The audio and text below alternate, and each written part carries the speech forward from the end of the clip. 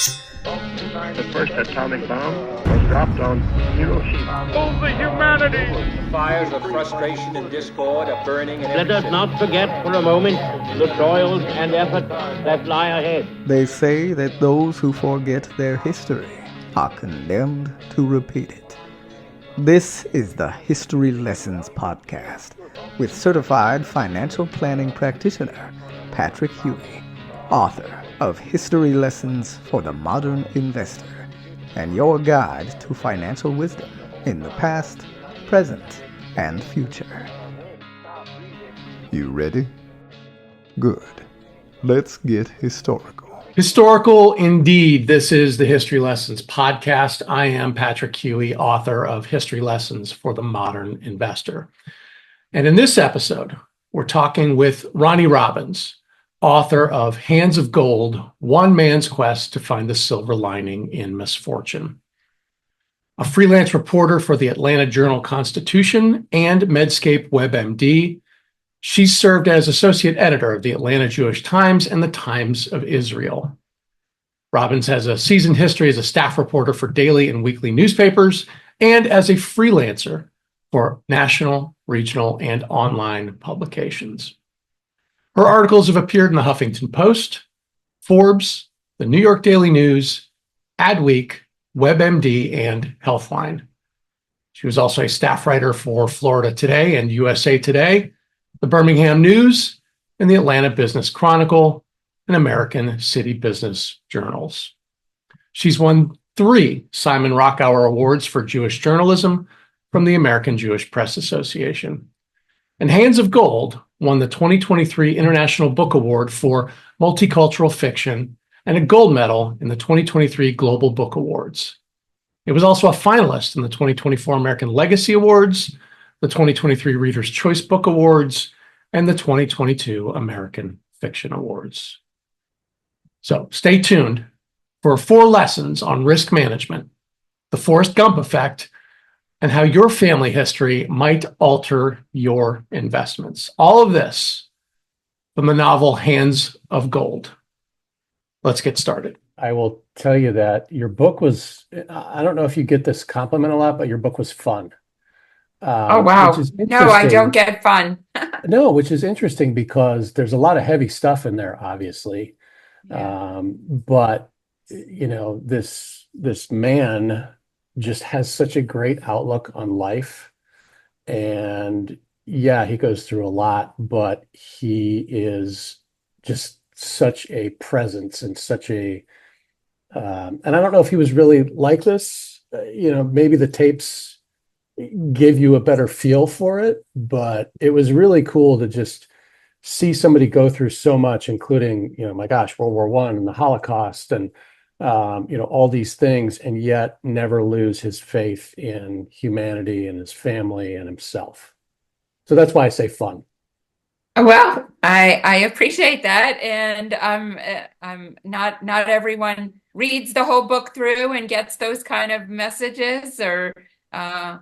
I don't hear fun, but as for a history buff, I imagine then something that dives into history, but also is a narrative, a storyline. I don't know how those two go together. Usually history buffs just want to stick with the facts. So in that this is fiction, I hope you still got that sense, that strong history sense out of it, that it was in fact walking through history.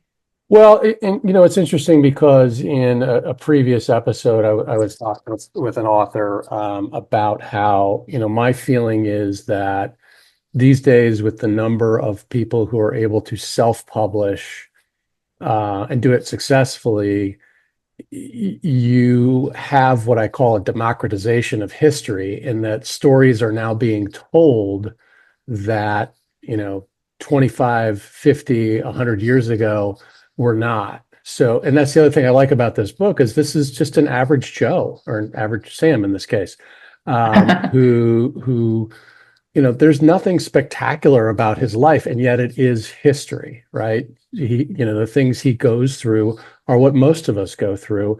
And that's the part that I think is changing with the way people study history. And historical fiction is a very valid way to approach that, I think. Well, all great things to hear from the author. That that somebody got so much out of it. Yeah, And absolutely. it took me 20 years to get it through. So, from start to finish to get out there. And so that makes it all worthwhile, right? Absolutely. Why this book? What made you want to write this? I mean, you're a professional writer. You do this for a living. What made you want to sit down and write a novel? So I was raising my children. I should say I took a break from hardcore journalism for a while. I decided I couldn't do it all. As much as women are told you can do it all, it's really hard. And I just wasn't doing everything well. I was doing my job well, but I don't know. I wasn't really being a great mother. I was just, I would take my son to the grocery store with me. This was not quality time. Right. I just felt that was lacking. So I decided to stay home. And I had already written a column about these, because my grandfather left cassette tapes of his life. Well, let's start with that. He left cassette tapes of his life. My mother gave them to me. And I wrote a column for the paper that I was working for about leaving your legacy behind in some kind of recording and how important it is and how much we can learn from that and how you can hear if they do that, you have a piece of them that's left behind. And I wrote that column and then I tucked it away. And then when I decided to stay home, well, I was going to stay home with my children. I had a second one by this time, and I decided I don't know, I can't just keep putting them in daycare, taking them out, there was no time. They were being raised by people who were not educated, because I got their letters about how my son or my daughter my daughter didn't have to do that, but my son was being raised by people who would write me letters that I knew this was not what I wanted for my son. That shouldn't be the way that he's raised. He's got a mother. I can be his little educator until he's ready to go to school. So I had already made the decision that when I would stay home, I would freelance for publications and I would try to write a book, this book. And why this book? Because there were some little bits of little tidbits about my grandfather, a little bit of irony and a little bit of drama that I already saw emerging. My grandparents died on the same exact day of each other, a year apart. I thought that was super romantic. I didn't know how common that is. Apparently, I'm not the only one who has that, but that to me was romance. That to me was, I just can't make it till this anniversary of the first year. And so I used that in the book. And then he helped save people twice at least. He was a clinical trial patient for streptomycin, a treatment for TB, which saved his life and a lot of other people's lives and still does. Tuberculosis being still the largest infectious disease killer in the world, not COVID, TB. So he was told he was terminal at 26 and lived till 86.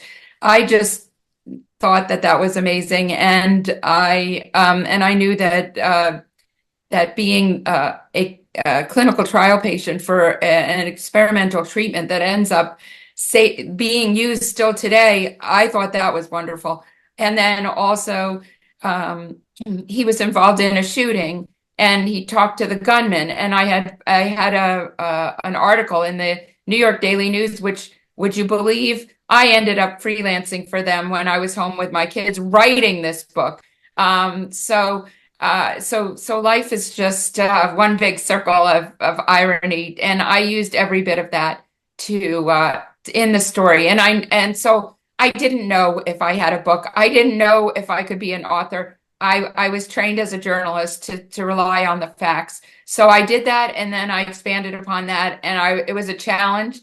and I was nervous about letting it out there, so I made it as perfect as I could. And for that reason, it took so long to put it out into people's hands. Yeah, I think that it's kind of a universal truism. It's easy to write, but it's very difficult to write something that's worthwhile for other people to read. And that's where the editing process and the rewriting process comes in. Having written a novel that took me 7 years, I can certainly relate Okay. with that story. Thank you. Yeah, yeah. So if I'm correct here, like you had met your grandfather, correct? It wasn't just the tapes. So you had a little bit of perspective on who he was, and like I said, he's the everyman who has some extraordinary, things happen to him in his life.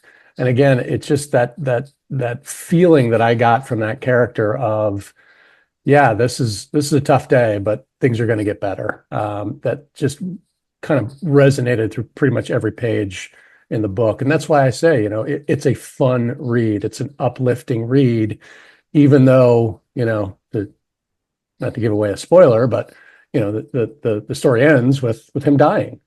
But it's still just such a positive read, and something that I think people need at this point, a little bit of positivity in their lives.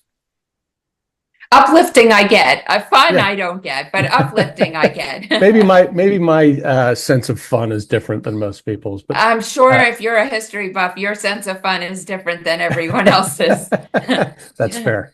Serious My wife information. would agree after being dragged to numerous, battlefields all over the East Coast. Oh, me too, by the way. Yeah, the other story here that I think is really cool is the immigrant story, because like your family, my family comes from elsewhere, and it was around about the same time, the early 1900s, when the mass migrations came in through Ellis Island and elsewhere. But I thought that was a good story as well, just to trace the history of people coming from all over. An interesting side note, I having read this book, I was reminded that, I didn't know what Jewish was growing up. I just knew there was one kid in my high school who didn't celebrate Christmas. And, you fast forward, and thanks to the miracle of 23andMe and sites like that, I found out that because of, some of my Eastern European heritage, I'm like 1.8% Ashkenazi Jew. So, it's fun history when you start diving back into where you came from and where your family came from. Yeah.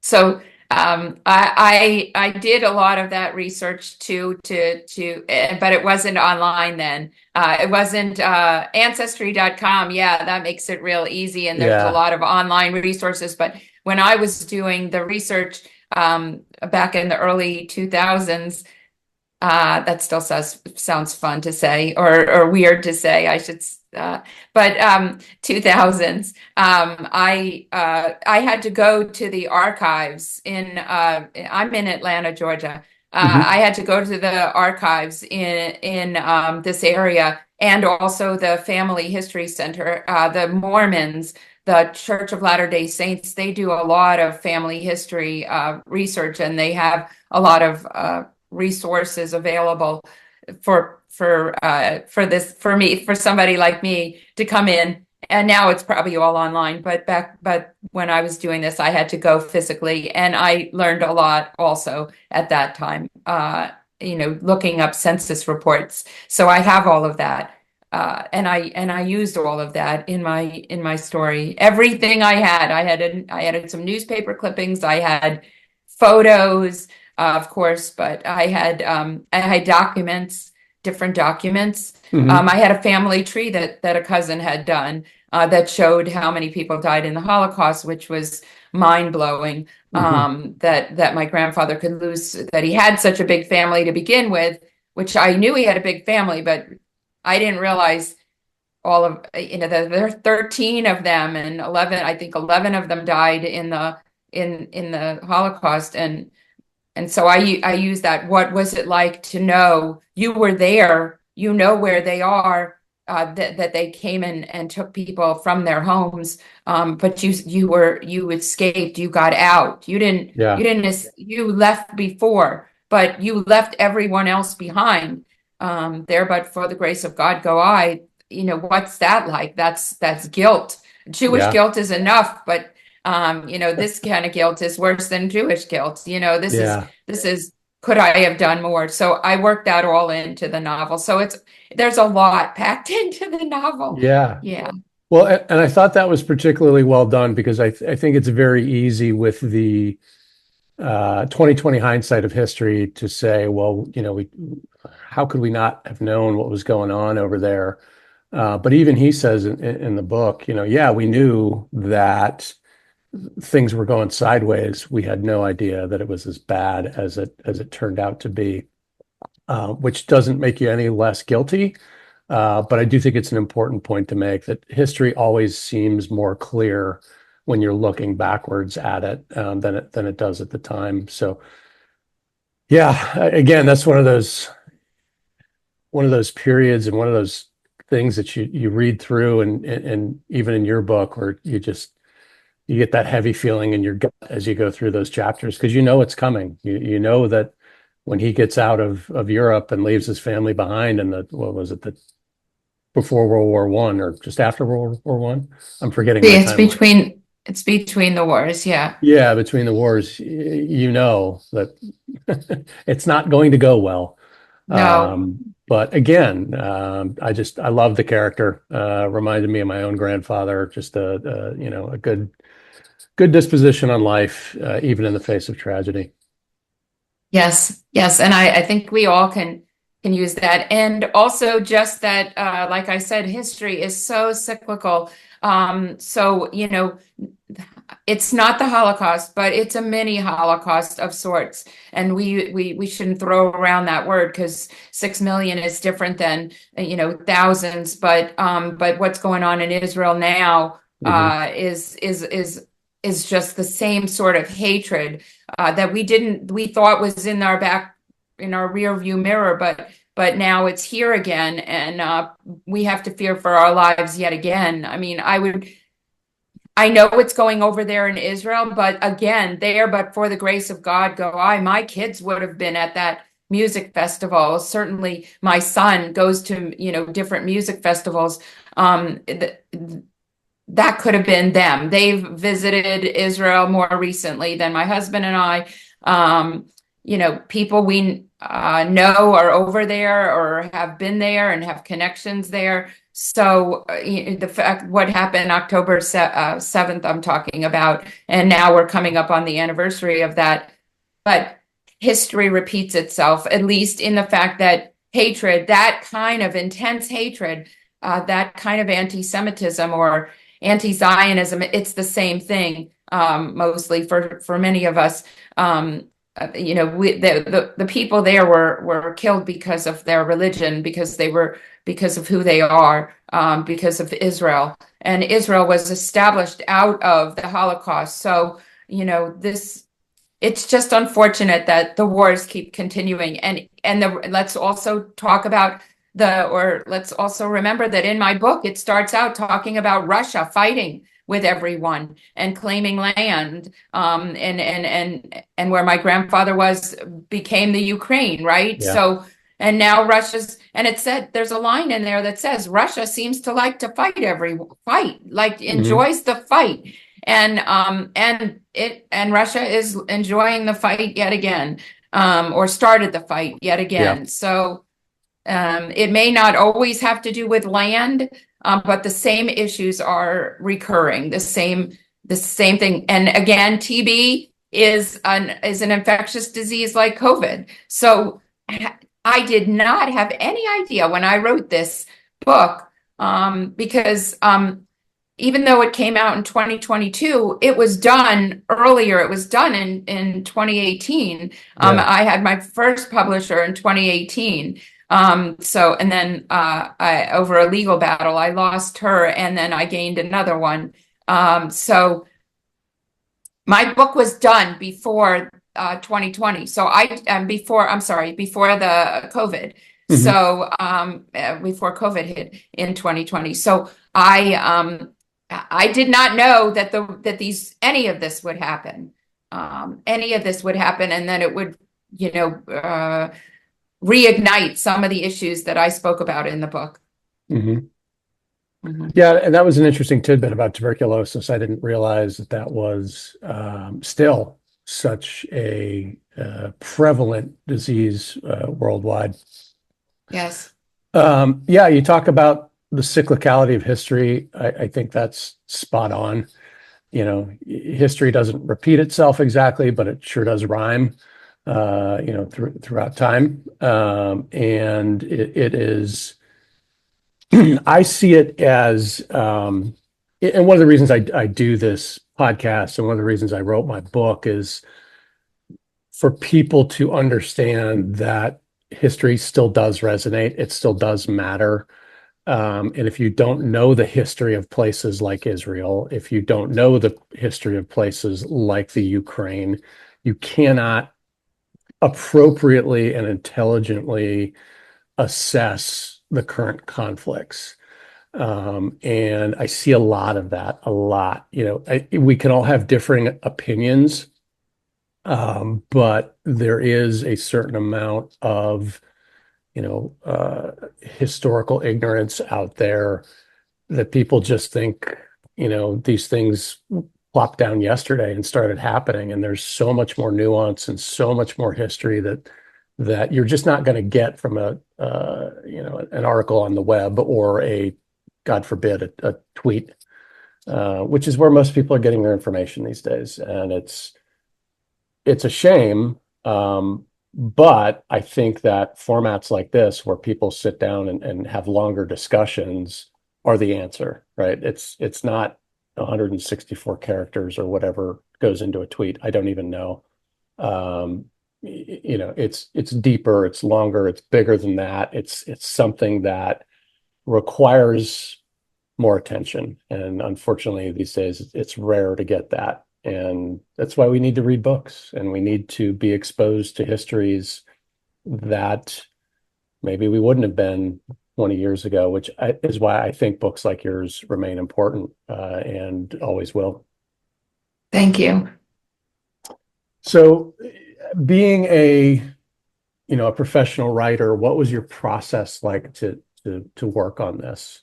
What kinds of, take me through the research. You talked a little bit about that, but I mean, how did you find the time? What was your structure like? How do you go about the process of writing? So I'm a journalist, so I'm still a journalist. I'm writing stories that are due today. So yes, I'm Those of us that don't writing have to write on a timeline can appreciate that. That's a whole different deadlines. skill. Right. So I'm writing for the Atlanta Journal-Constitution now, and I freelance now. And I also write for Medscape WebMD, which is where I was an editor up until about a year ago, but belt tightening and everything, I was downsized, or my department was downsized. So now I'm freelancing for them. But I'm used to writing. So writing is something that comes naturally to me. And I'm a trained journalist. For 36 years, I've been a journalist. So I got the tapes, and I transcribed the tapes. And then I moved all of it around because it wasn't in the right order for me. I had to make a decision. Do I want chronological, or do I want to just jump around in history, jump around in my grandfather's history, or just, how to set it up. So then I spent a lot of time massaging it. And I also knew I needed to do research. So I spent time at the archives, and I pulled from whatever I could that was available online, and took out books from the library and filled in the blanks of what was going on at the time culturally, what people would have worn at the time. There were a lot of details that I had to know. It had to be perfect, in that way because, as you know, people will go back and try to tell you that that's not how it happened. So I didn't want that. I didn't want people to say that that's not how that happened. It So really I wanted does to make historical fiction more difficult. It's one of the more difficult genres to write in because you have to be technically correct, and you're not coming from that time period. If you're writing modern day fiction, it's very easy to write in a modern day voice and look around you for inspiration. But when you have to go back and do the research and be technically correct about history, that's a whole different skill set.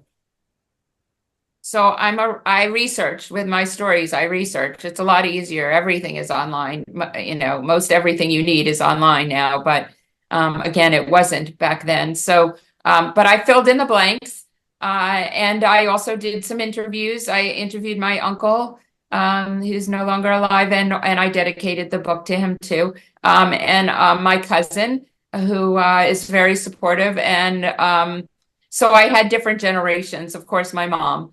But she's been my biggest supporter of course, but I did go to interview those people.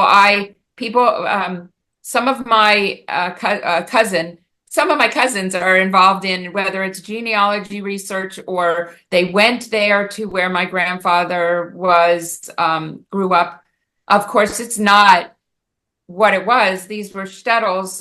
They were, destroyed by the Nazis. So, but somehow pinpointed the location and sent me pictures and descriptions.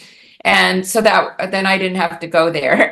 But it really hasn't changed. There's still cars and cows in the street, and they don't always have running water, and their buildings are pretty primitive. The houses are still not all brick. So that truths and so I have pictures of that, and I tried to weave that into the novel also where I could, but small homes and very rural area, because he was a farmer. So and just a beautiful area with the mountains that I depicted also. And so how do I know what the mountains look like? So I had to go to look it up, in various ways, and get that vision, describe what it might have been like and describe it right. Not that there's that many people there to challenge me or that have read it from that area.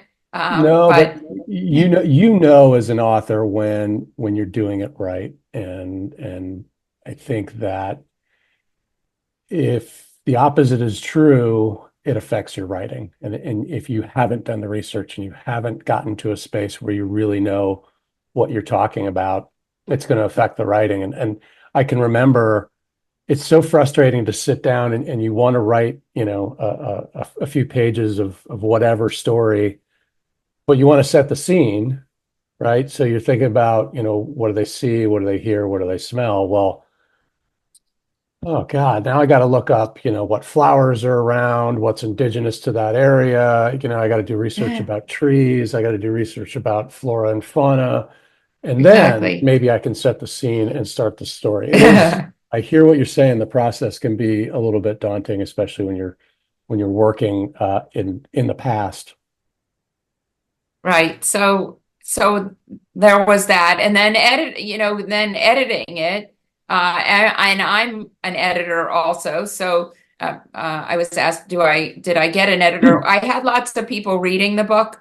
And so those are sort of beta readers, but they weren't called that. They were just called friends, or family members. But again, I'm a journalist, so most of it is probably pretty, it didn't need a whole lot of editing. I'm not trying to be like biased about it or anything, but it's probably pretty clean versus somebody who's known to make a lot of mistakes.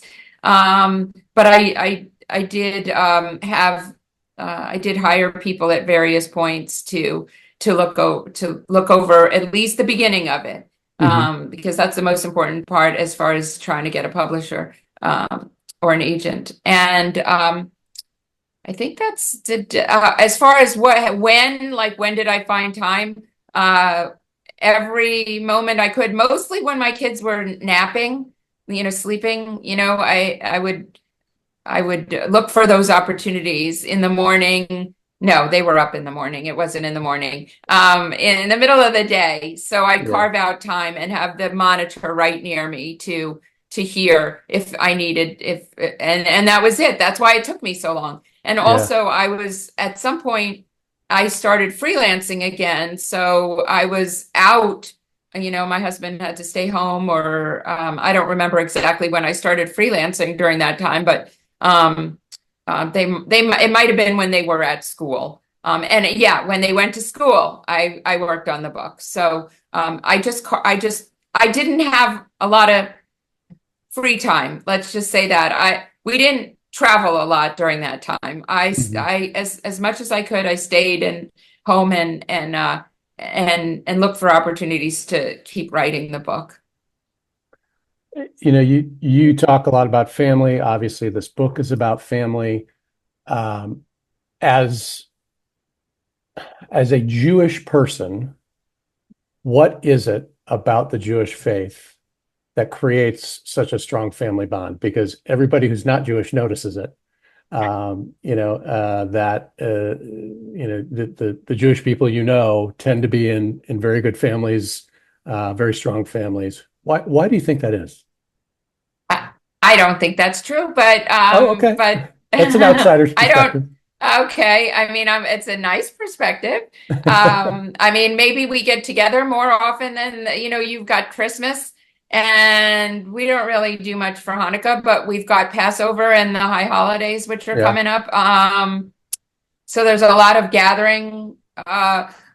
Jewish. There's also a lot of life cycle events. I mean, I'm trying to think to compare. So you got christening, I guess, is a big one, but are there other, and then there's marriage. I don't know if there's anything. So we've got, you get together for the baby naming or the bris, the circumcision. You get together for the bar mitzvahs. You get together and the weddings, and these things are big. They're big. There's a lot, you invite everyone, so they're big, huge celebrations. I'm not sure how, and then you've got that plus, the high holidays and she got Rosh Hashanah, and that's a big meal, and break the fast is a big meal a week later. And then, if your families are near each other, or even if they're not, Passover is a good time to get together as a big family. I don't know if that's what you're seeing, or the fact that people go to synagogue. I mean, I see it in the Christian community too. So I'm not sure. Sure. Yeah. And this was not to exclude anybody, but I think what you're pointing at is maybe what I had in the back of my mind, which is the ritual, right? And I don't mean religious ritual. I mean the ritual of getting together, breaking bread, literally or figuratively, and being together, whether it's forced by the calendar or not. I think it's one of the things that in American society we've started to drift away from. Who sits down at a table anymore to have dinner together as a family. We try to do it as much as we can with my family, but unfortunately my son plays baseball, and that happens during the dinner hour at least twice a week. But it's those little rituals that develop those bonds, I think, through time. And I don't know. I guess from an outsider's perspective, the Jewish faith seems to do it very well. That's nice to hear, but we've got the same problems as everyone else. And as a I've been a Jewish journalist before too, so I can tell you that we keep hidden a lot that others don't. Hush hush about any kind of issues that mental health or what have you. The same things are happening in our community. It's just that there is a lot of family support. I am not going to tell you that I don't also feel strongly about family and that I grew up in a very tight-knit family, but we all were in New York. It was easier when we were all in New York or near New York to do that. And then, I'm not sure if the same is going to happen, with this generation, because my son lives in LA. My daughter right now lives in Charleston.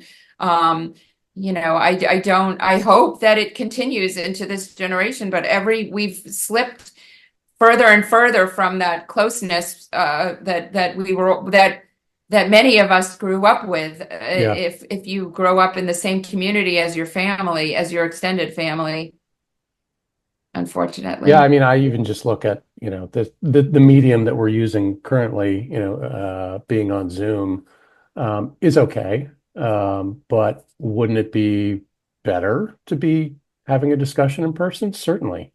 But I think that for this, the Zoom and teleconferencing and those types of things have really opened up some channels to be able to do things that you couldn't do maybe even as recently as 2020. I think for better for worse, COVID opened up this medium to a lot of people, where people are more comfortable with video conferencing. I prefer to be in person most of the time, but this is a reasonable substitute. But maybe not so much for family, right? Maybe the family piece still requires some in-person contact, for better for worse, as we come up on the Thanksgiving holiday, where normally we gather around the dinner table and someone starts an argument. Yeah, so you're already on Thanksgiving, and we've got the Jewish holidays coming up. So we've got other maybe because we have so many holidays is what brings us all together, and there's so many different holidays to keep up with. I appreciate the holidays. My son's school is. But you're looking towards the end of the year, and I'm looking towards next week. Yeah. My son's school is on both calendars, so we get all those days off. It's actually quite nice. Yes. So what's coming up next for you? Are you thinking about other projects, or obviously there's probably not a sequel to this unless we go further on with the family. Well, don't say that, because that's what's happening. Okay. So I am working on a book about my dad, who is loosely based on my dad. I don't know why I'm obsessed with male figures in my life, but I'm going to dive into his life. And he was mentioned in the first book, and my mom was too. So I'm going to pull that out, and their character name will be the same. And so if you read the book, it's Stuart and Cheryl. And so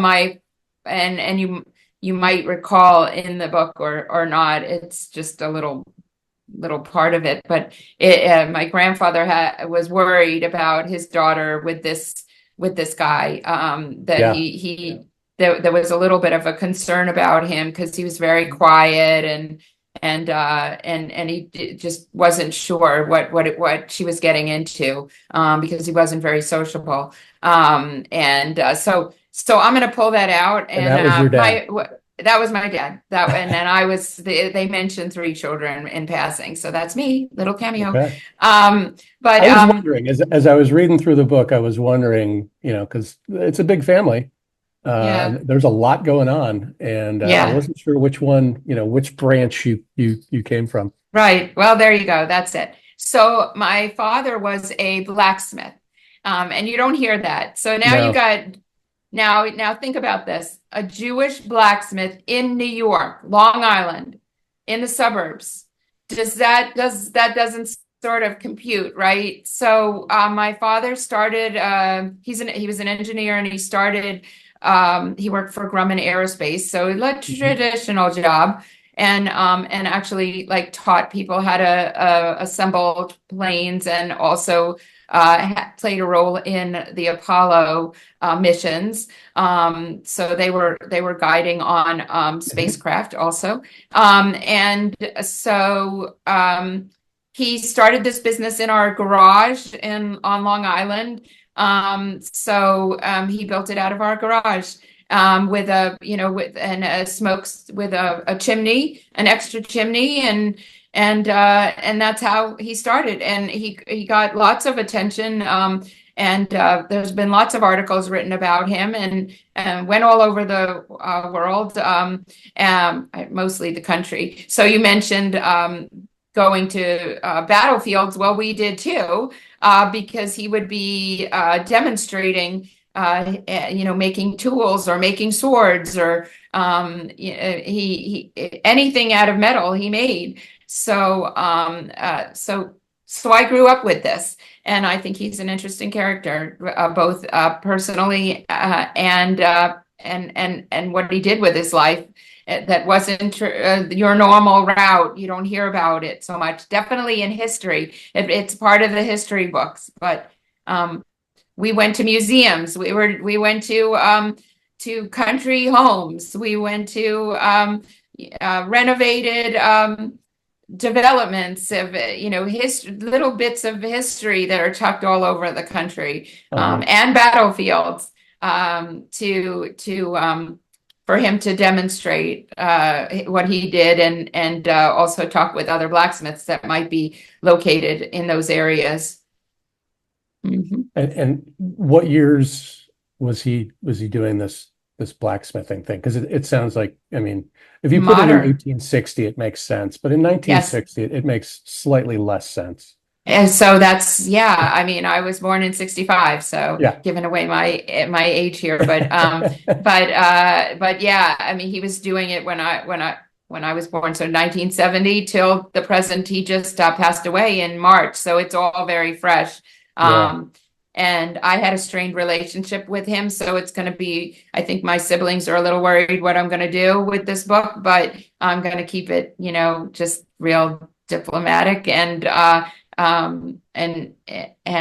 just write another man's story who, ought to be somebody who you don't notice, but why don't you notice him? Because he's doing something unusual that most people don't know still exists, and that there are a lot. I don't know the numbers, but I'll have to research that. But it's not as uncommon as you think, and it is unusual. And so, Taking Off on Hands of Gold, the working title of this one is A Mighty Arm. And it also has some biblical aspects to it, because God brought us out of the Jews out of Egypt with a mighty hand and an outstretched arm. So this one is A Mighty Arm, taking two parts of that. So I'm pretty spiritual. and if you're and here's where spirituality and karma come in. If your father was working at Grumman, and we're talking 60s, early 70s, that correct? That would have been earlier, because earlier, okay, 1950s, 60s, I guess. Gotcha. Even into, and he still did that while he was starting his business. So because I had the pleasure to fly Grumman made aircraft. Built in the 70s, begun in the 60s. The F-14. So that was my first career, was flying jets in the Navy. The F-14 was built there on Long Island at that Grumman factory. So he was also in the Navy, by the way. Okay, well, see, your dad and I might have crossed paths at some point. Yeah, I don't know. You look a little young for that generation. Well, I'm what I mean is I might. You're probably my generation. I might have flown something that he touched. I flew a lot of airplanes that were at least as old as I was. Okay, so he also, like I said, was involved in guiding the Apollo space missions. Mm-hmm. So that would have been later, but we. So he's touched history in different ways. I'm gonna start from scratch, and I started it. I started the beginning of it and the ending of it, but I'm working a lot for freelance now, so I haven't had time to get back to it. But it's all still very fresh, and every day mourn for him. And you might say, okay, yeah, that's common. Every day you mourn. No, I physically go to my synagogue to the service that they have for mourners every day. Or if I can't, I go online. If I'm out of the state, I go to something in a different state, because, like as is in my book, the mourning period, that first year after somebody passes away is very significant. And you also honor the 1-year anniversary, but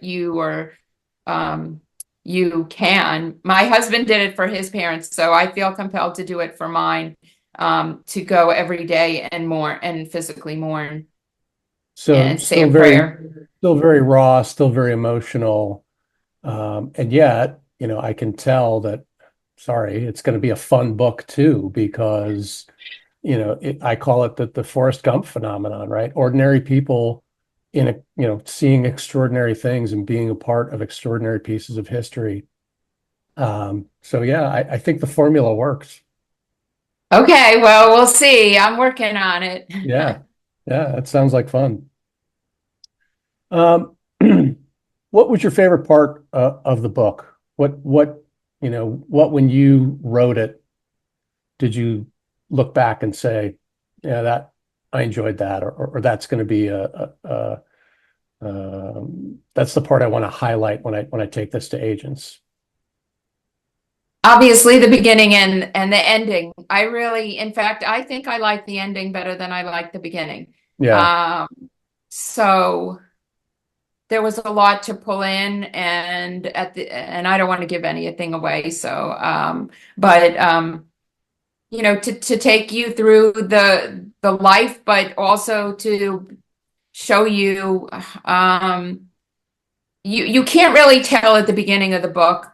You will not have the emotion about the characters at the beginning of the book. As I set up the book, you may have an inkling that this is going to be a love story, that these two people loved each other, that you might have that kind of inkling. But then when you go through the book with these characters and see what they went through, both of them, and then to reach to the end, you ought to have an emotional attachment to them, is what I was working on.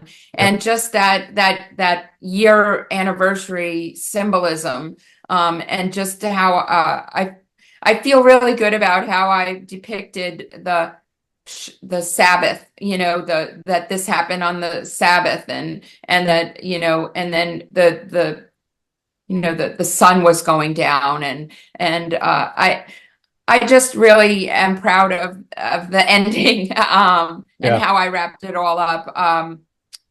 So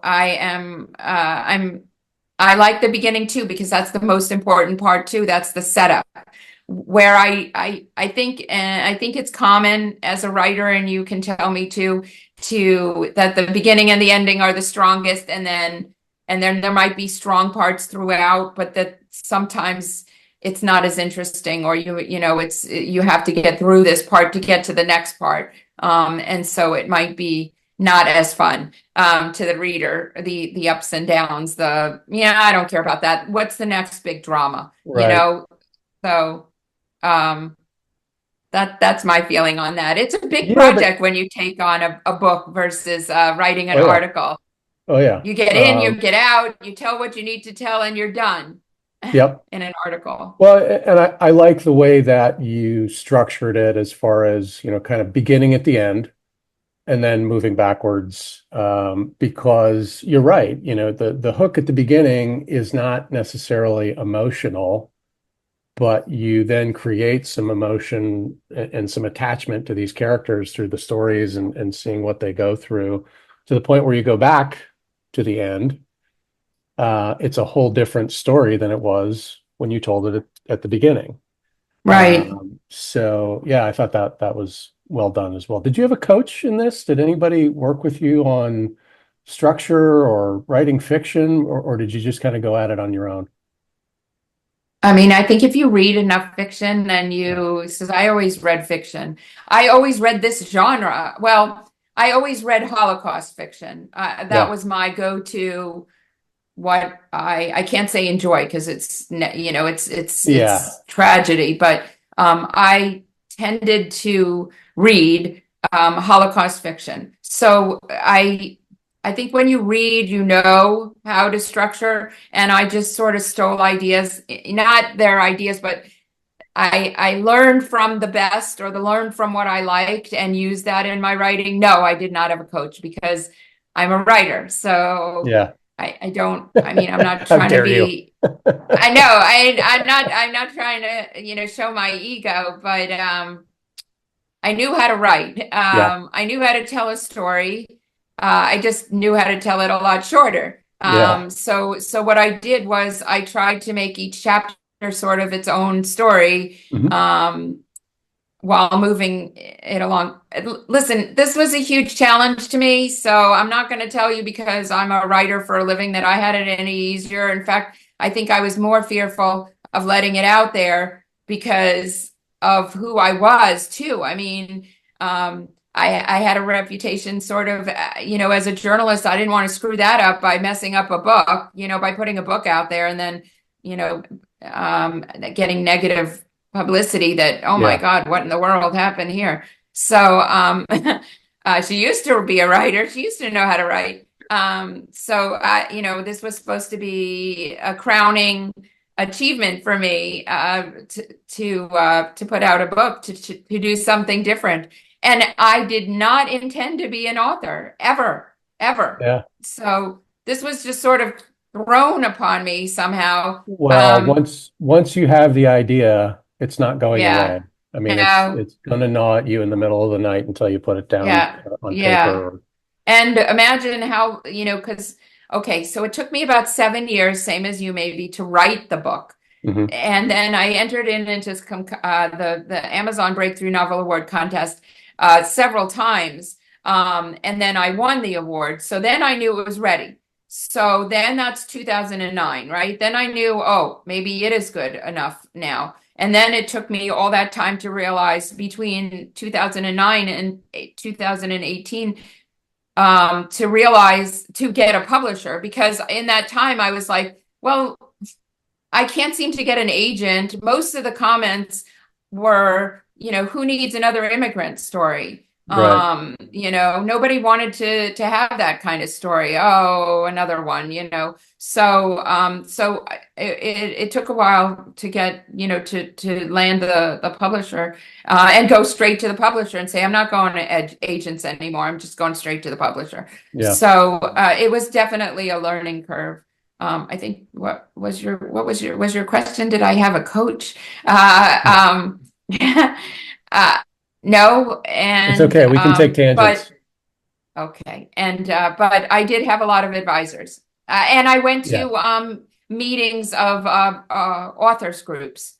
I was and I went to conferences. So I was getting an education about being this kind of a writer, by going in my local community, belonging to writers clubs, Georgia and Atlanta writer clubs, and then going to some of these conferences on writing, and sitting in on with authors, and also getting my book critiqued at some of them. Yeah. Who needs another immigrant story? We do. And so I thought I had like 200 rejections because my folders were this big, because I kept every note.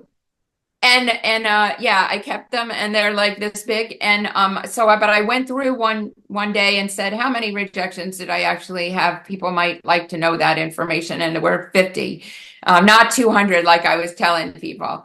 So it probably 50 seems rejections. like 200. Well, I kept it felt every like note. 200. If it did. And think about how many people didn't even write back. So yeah. But it only takes one. It just took a long time to get that one, and then I lost that one, so that was very depressing. And then over a legal concern that I wanted an LLC. You're a man who works with business people. I wanted an LLC to protect myself in case anyone sued me for any reason. And there was concern about why I needed that, and so the publisher backed out when we were closing in on the finish line. So my cold feet and mentioning that I was getting an LLC caused that trouble. But 6 months later, very depressing 6 months later, I got another publisher who took me to the finish line and was much more responsive, and I think was a good choice. So I needed to hold out, just meant to be. Well, congratulations on the awards. Well deserved. Thank you. You certainly earned it with the effort award, going through that whole process. You mentioned, Holocaust fiction, or Holocaust stories, had never really been a genre that I had delved into. But yours is the second I've read in 3 months, oddly enough, because my mother had sent me Mitch Albom's The Little Liar.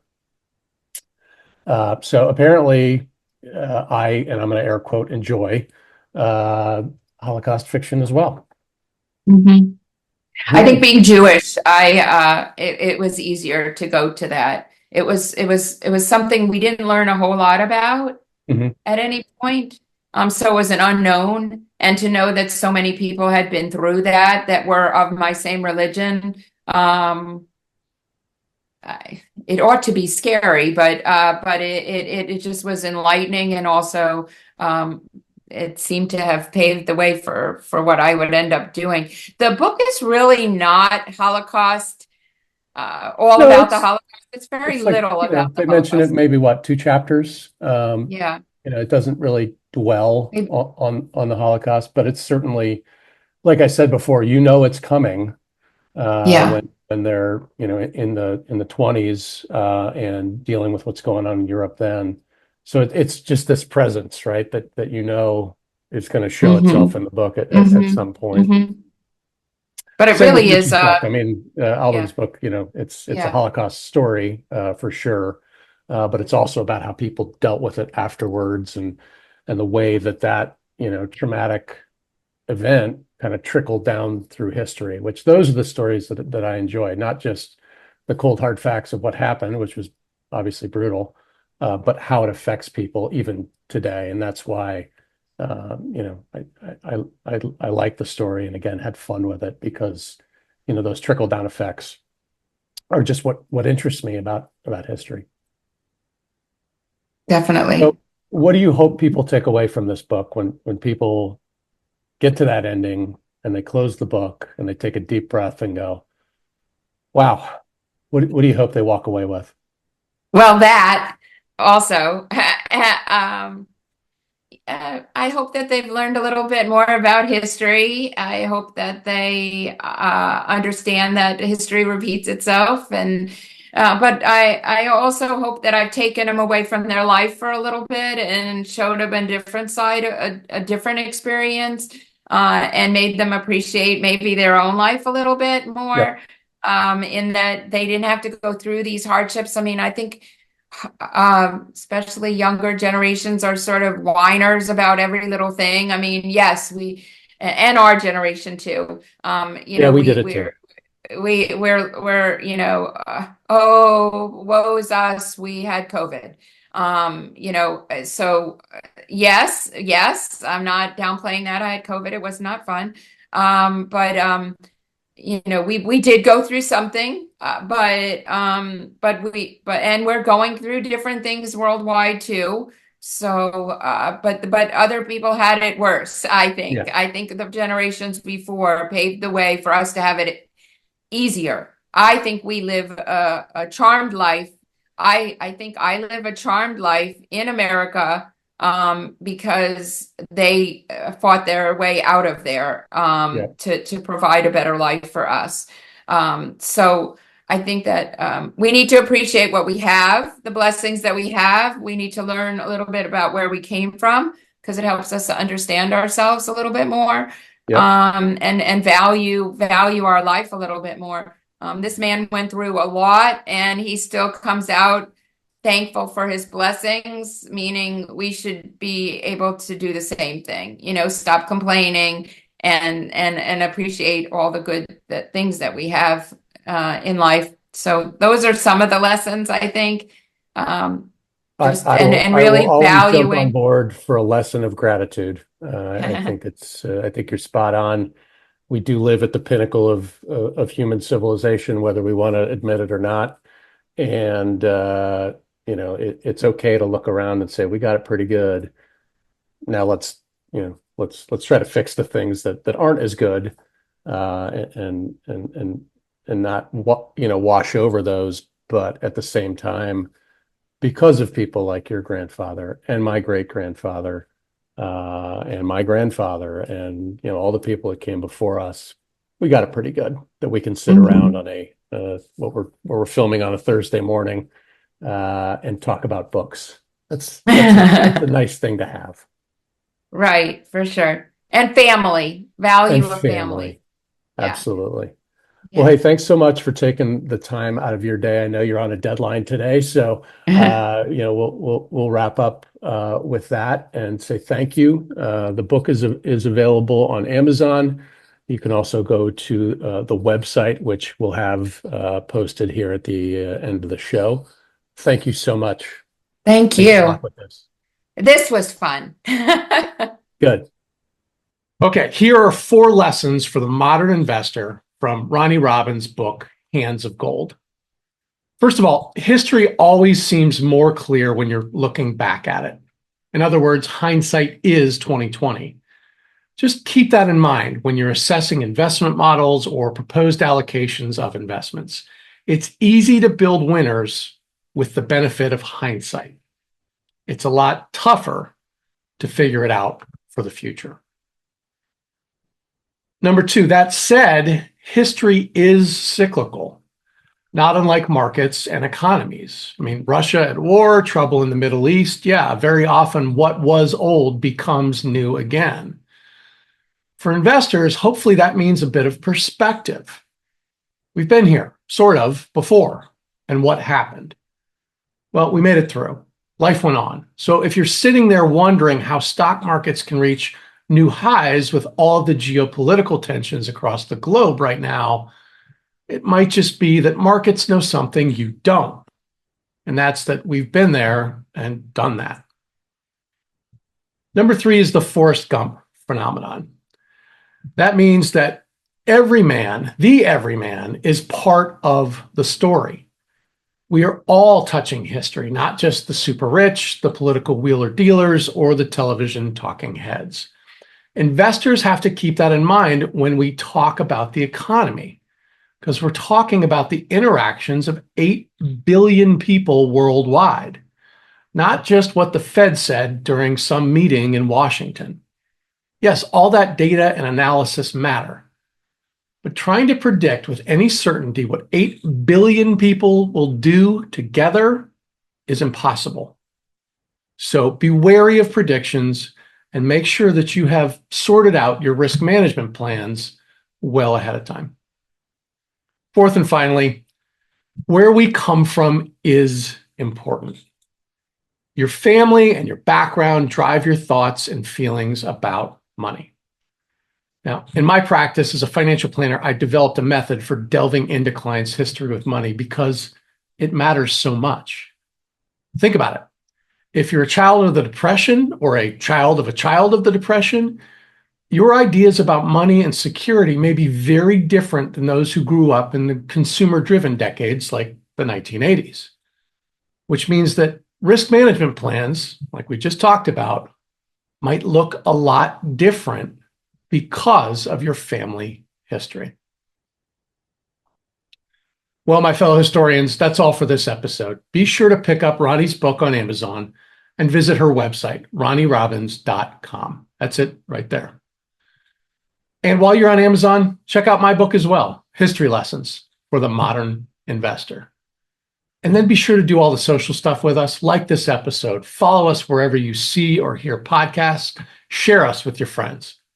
We're available on Substack, Spotify, Apple Podcasts, or YouTube.